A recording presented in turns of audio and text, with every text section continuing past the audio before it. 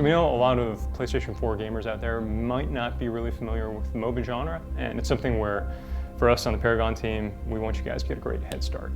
So, at heart, it's a team-based game. You're going to get together in a team of 5 and head through the 3 different lanes in the map and try and go and crush the enemy's defenses and destroy their core.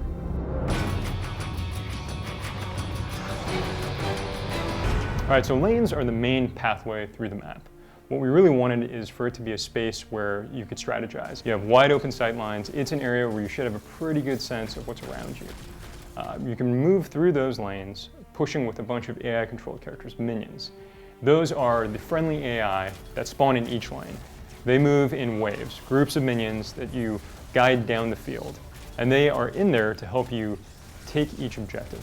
And a big part of it is deciding how much you want to get ahead of them, sort of clear a path, how much you want to work with them, sort of carefully move them down the field and make sure no one comes from behind and wipes out your friendlies. There's something that helps set up a heartbeat that goes throughout the entire match. So they're a critical part of the game, but they're also something where you can use for counterplay, right? As much as you're going to be working on defending your minions, you're going to work on destroying all of the enemy team's minions.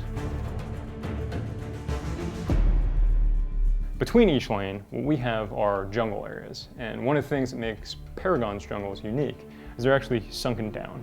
So you can dive into the jungle from the lanes to sort of get away, have an opportunity at escape, or you can also pop up with mobility features to get into the lanes and have a surprise attack. That's where a lot of the team play comes in. Another part of what makes MOBA special is within every match you play, as things progress, as you're going through and crushing enemy minions, as you're going through destroying enemy towers and killing your opponents, throughout the match you're going to level up your character. You're going to get to do each ability, change it in different ways, and get more powerful.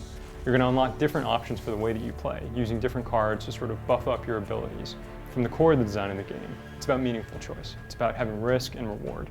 So let's say you're Rampage, and you've gone heavy on health.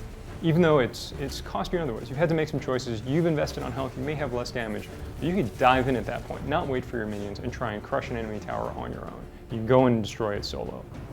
If you're a different character, like Kalari, you might have invested more heavily in damage, where you're basically a glass cannon. You're going through, you're fragile, but you can sneak in through the shadows and have an opportunity to do heavy damage against any character on the enemy team.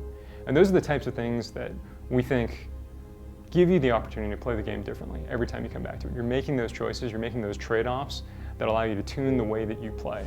Not just for you and your character, but also against your opponent, trying to outthink them and see how you're going to do it differently for every different encounter.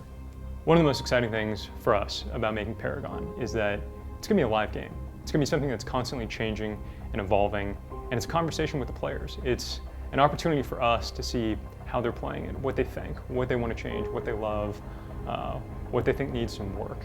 And so we cannot wait for all of you guys to come in and join us.